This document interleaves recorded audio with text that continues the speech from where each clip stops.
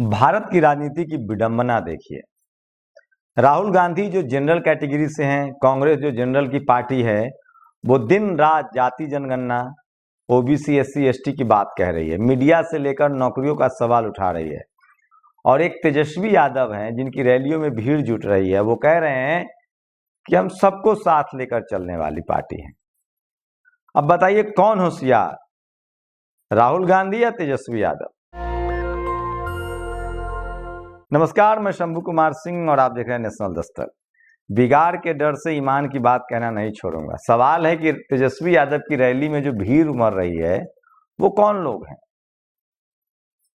General category के हैं, SC हैं, एसटी हैं, ओबीसी हैं, किसान हैं। तेजस्वी यादव की माने तो वो सबकी पार्टी है। तो सोचिए, इस देश में दलित, पिछड़ा, आदिवासी किसको वोट दे?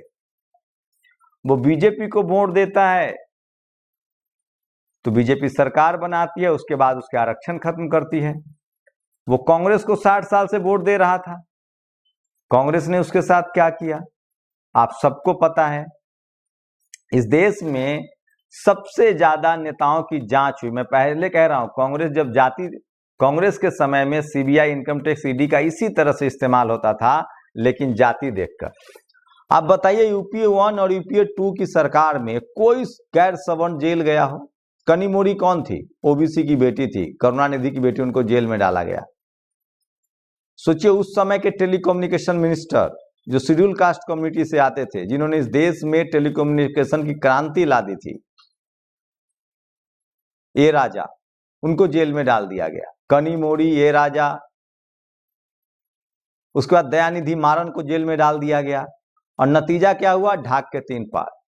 सोचिए किस तरह से यूपीए 2 की सरकार में मुलायम सिंह यादव और अमर सिंह को जलील करके बाहर कर दिया गया था। सोचिए किस तरह से जो बेनी बाबू, लालू यादव, किस तरह से जो लालू यादव, बेनी बाबू और रामविलास पासवान जैसे लोग थे यूपीए 1 में, अर्जुन सिंह जिन्होंने ओबीसी को, आरक्षण को कॉलेज यूनिवर्सिटी में लागू किया था, उनको बाद में बेमौत मरने के लिए छोड़ दिया कांग्रेस ने।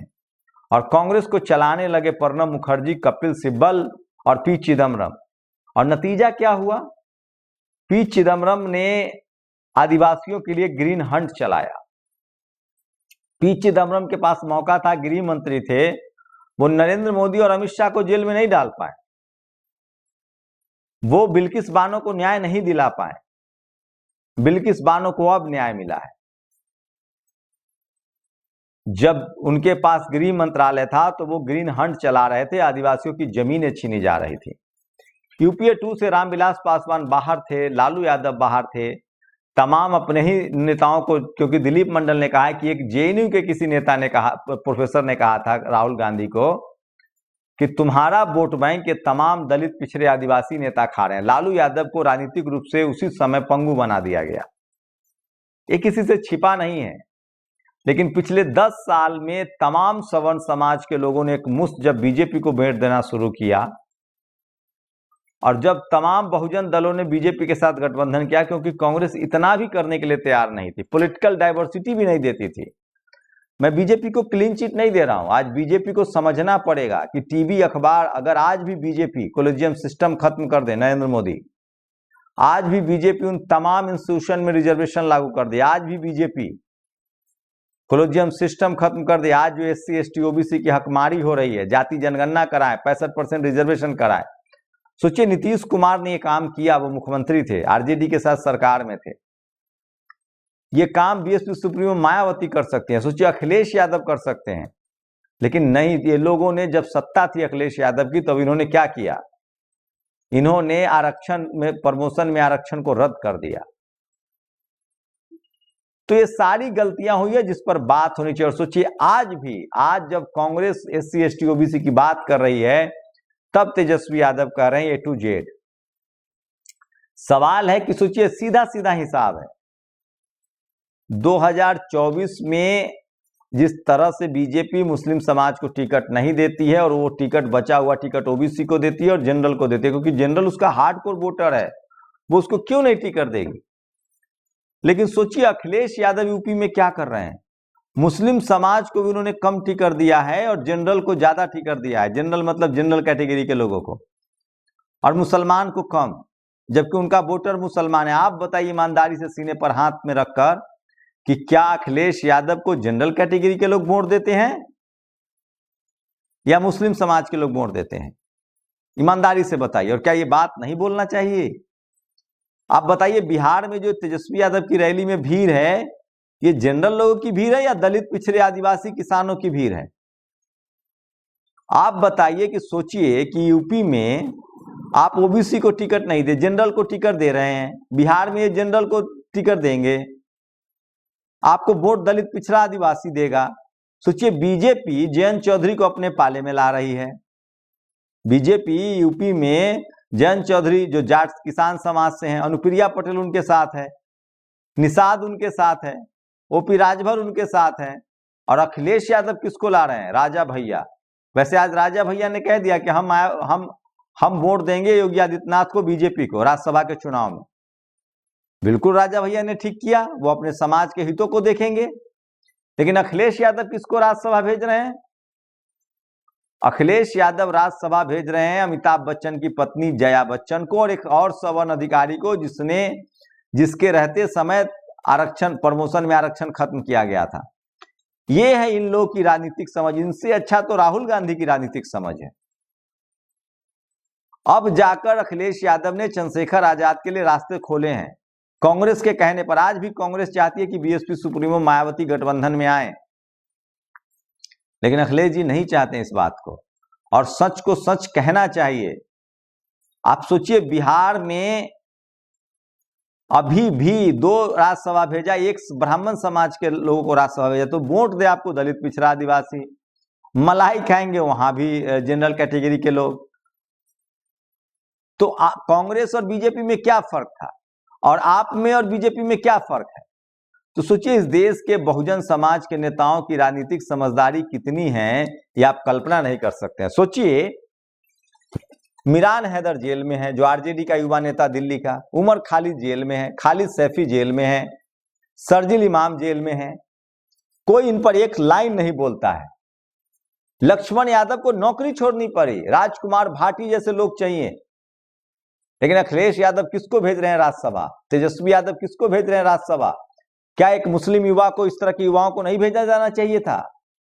आप सोचिए, ये लोग वोट आपका लेंगे, लेकिन ये राजनीति आपको सत्ता में हिस्सेदारी नहीं देंगे। ये तो अद्भुत है। पता नहीं कौन लोग इनका थिंक टैंक। ये कहते हैं दलित पिछड़े आदिवासियों की बात करिए तो कहते हैं हार्ड लाइनर है। अरे बीजेपी मुसलमानों को बायकॉट करके आतंक के आरोपी साथी प्रज्ञा को संसद भेजता है, हिंदू पोस्टर बोर्ड को, और वो दिग्विजय सिंह को चुनाव हरा देती है भोपाल से। मैं फिर कह रहा हूं, यूपी बिहार में अगर बीजेपी जीतेगी तो उसकी सबसे बड़ी वजह है अखिलेश यादव की पॉलिसी और तेजस्वी यादव की पॉलिसी। क्या हुआ हेमंत सोरेन के साथ? हेमंत सोरेन ने एक भी शेड्यूल कास्ट कैंडिडेट नहीं दिया था, मंत्री नहीं बनाया था।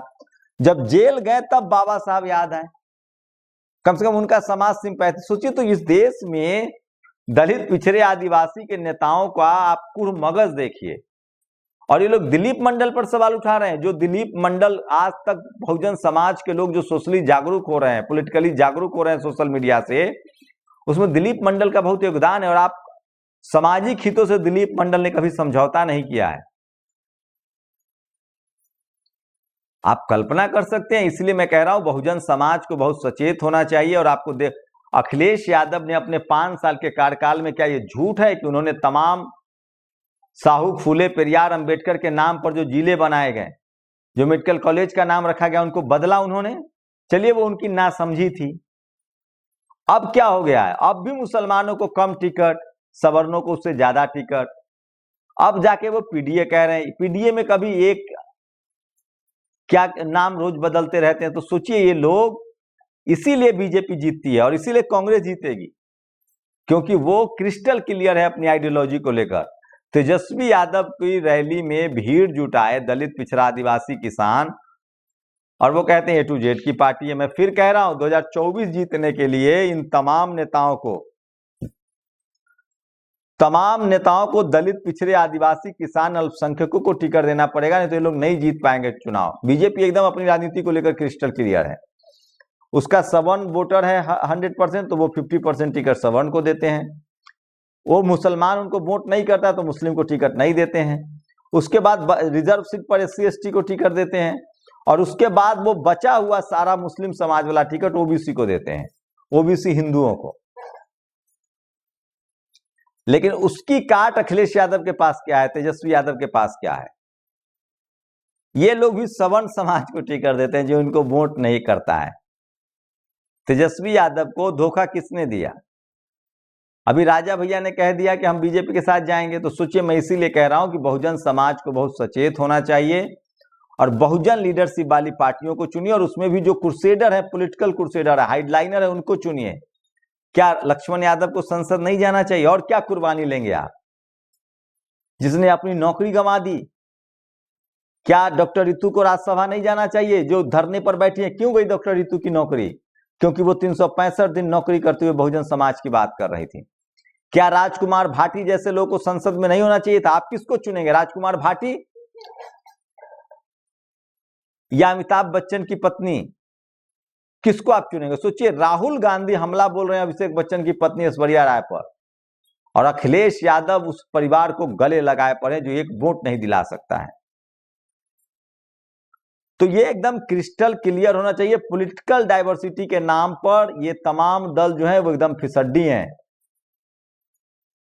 सोशल डाइवर्सिटी के नाम पर, पॉलिटिकल डाइवर्सिटी के नाम पर। और इसीलिए राजेंद्र प्रसाद सिंह ने कहा था कि इंदिरा गांधी को नेहरू ने संसद नहीं भेजा, चिट्ठियां लिखी और आइडियोलॉजी समझाया, और जब इंदिरा नेहरू नहीं रहे तब लाल बहादुर शास्त्री प्रधानमंत्री बने, जब वो नहीं रहे तब इंदिरा गांधी सत्ता में आए, और वो नेहरू से ज्यादा राज करती अगर उनकी हत्या ना होती। लेकिन बहुजन समाज के नेता अपने बच्चों को आइडियोलॉजी कम बताते हैं, पहले संसद, विधानसभा, मुख्यमंत्री बना देते हैं, और जब सत्ता हाथ से चली जाती है तब उनको याद आता है। मैं फिर कह रहा हूं, इस देश में जातिवाद की जड़ें गहरी है, और जो समाज आपको चपरासी नहीं बना सकता है वो चीफ मिनिस्टर बनाने में आपकी मदद करेगा। आप गफलत में हैं। इस देश में राहुल गांधी इसलिए सरवाइव कर रहे हैं और लगातार वो दलित, पिछड़े, आदिवासियों की बात कर रहे हैं। वो बात कर रहे हैं, बात ही करेंगे। मैं जानता हूं RJD, Sapa, Basapa, JDU, DMK, ये सब, नीतीश कुमार ने आखिर दिया ना 65% रिजर्वेशन, करवाया ना जाति जनगणना। एकदम क्रिस्टल क्लियर राजनीति। अगर 2024 में विपक्षी दलों ने भी सवर्ण समाज को टिकट दिया, ओबीसी को टिकट नहीं दिया, तो ओबीसी फिर जाएगा बीजेपी के साथ, और आप नहीं रोक पाएंगे, क्योंकि बीजेपी सब बहुजन ओबीसी दलों से गठबंधन कर रही है, दलित समाज के लीडरशिप से गठबंधन कर रही है, और आपका गठबंधन सवर्ण दलों के साथ है।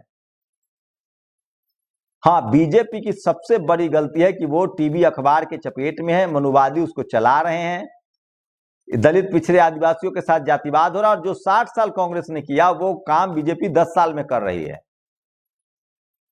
तो एक बार कांग्रेस, एक बार बीजेपी, एक बार बीजेपी, एक बार कांग्रेस। आप सिर्फ, पहले हम लोग स्टेडियम के बाहर से मैच देखते थे, सुनते थे कमेंट्री, अब स्टेडियम में घुसे तो हैं लेकिन दर्शक हैं, आप प्लेइंग 11 में नहीं है। इसलिए बहुजन समाज को, बहुजन लीडरशिप वाली पार्टियों को ही बहुजन नेता चुनना चाहिए, जो हार्डलाइनर हो और जो आपके सामाजिक मुद्दे पर, राजनीतिक मुद्दे पर, संवैधानिक अधिकार के लिए सचेत हो और सजग हो। नहीं तो SC ST का कोई भी दल आए, पार्टी या रिजर्व सीट पर, तो उनको टिकट मिलना ही है। लेकिन कांग्रेस और बीजेपी कैसे लोगों को चुनती है? जो उनकी हाँ में हाँ मिलाए। इसलिए अगर बहुजन समाज को अपना संवैधानिक अधिकार चाहिए, अपना संवैधानिक अधिकार चाहिए, तो उनको ऐसे लोग चुनने पड़ेंगे जो बहुजन समाज के संवैधानिक अधिकारों के लिए कुर्बानी दी है, चाहे वो लक्ष्मण यादव हो, चाहे डॉक्टर रितु हो, चाहे चंद्रशेखर आजाद हो। ऐसे लोगों को, लोटाराम निषाद को चुनना पड़ेगा, जो सामाजिक हितों को जानते हैं, सामाजिक मुद्दों को जानते हैं। जैसे बीजेपी चुनती है हार्डकोर हिंदू, जो उसको फायदा दिलाता है। जो धर्म की राजनीति कर रहे हैं वो तो धर्म के नाम, धर्म के बड़े पोस्टर बॉय को लाएंगे ना संसद में। योगी आदित्यनाथ क्या है? हिंदू धर्म के पोस्टर बॉय हैं। साध्वी प्रज्ञा क्या है? पोस्टर बॉय है। आप सोशल जस्टिस की बात करते हैं और सोशल जस्टिस के पोस्टर बॉय को ही सब नहीं लाएंगे। ये कौन सी राजनीति है भाई? लोटाराम निषाद को नहीं लाएंगे, लक्ष्मण यादव को नहीं लाएंगे, राजकुमार भाटी को नहीं लाएंगे, डॉक्टर रितु को नहीं लाएंगे, आप रतन लाल को नहीं लाएंगे, तो किसको लाएंगे? कौन है इस देश में हार्डलाइनर? राजेंद्र पाल गौतम को नहीं लाएंगे, चंद्रशेखर राय को नहीं लाएंगे, फतेह बहादुर को नहीं लाए। हमको तो अंदाजा ये लोग कहीं चंद्रशेखर और फतेह बहादुर का टिकट न काट दे। एक बार अखिलेश यादव लोटन निषाद को पार्टी से निकाल चुके हैं। मुझे तो ताज्जुब आता है, क्या है राजनीति। मैं फिर कह रहा हूं, बहुजन समाज को, अपने हार्डलाइनर संवैधानिक नेताओं को जो संवैधानिक अधिकारों के लिए सजग हैं, उन हार्डलाइनर को निर्दलीय भी चुनना पड़े तो निर्दलीय भेजिए। आप मुझे बताइए कि लक्ष्मण यादव, राजकुमार भाटी में और ऐश्वर्या और अभिषेक बच्चन की मां, मैं नाम भूल जा रहा हूं उनका, उनमें जो पिछले 20 सालों से, इस बार 20 साल है, अखिलेश यादव कपिल सिब्बल को राज्यसभा भेजते हैं और इस पर आप सवाल पूछ दीजिए तो आप देशद्रोही हैं। ये अद्भुत राजनीति है। मतलब वोट दे दलित, पिछड़ा, आदिवासी, किसान और मलाई कोई और खाए। अद्भुत है। इसलिए बहुजन समाज को अब एक ही रास्ता है कि सड़कों का नेता चुनना पड़ेगा, जो आपके संविधान, जगदेव बाबू के रास्ते पर चलता हो, पेरियार ललई सिंह यादव के रास्ते पर चलता हो, जो सोनेलाल पटेल के रास्ते पर चलता हो, जो मान्यवर साहब के रास्ते पर चलता हो। ऐसे लोगों को संसद भेजना पड़ेगा, बियॉन्ड द पार्टी लाइन। आप लोग अपनी प्रतिक्रिया जरूर दीजिए। शुक्रिया।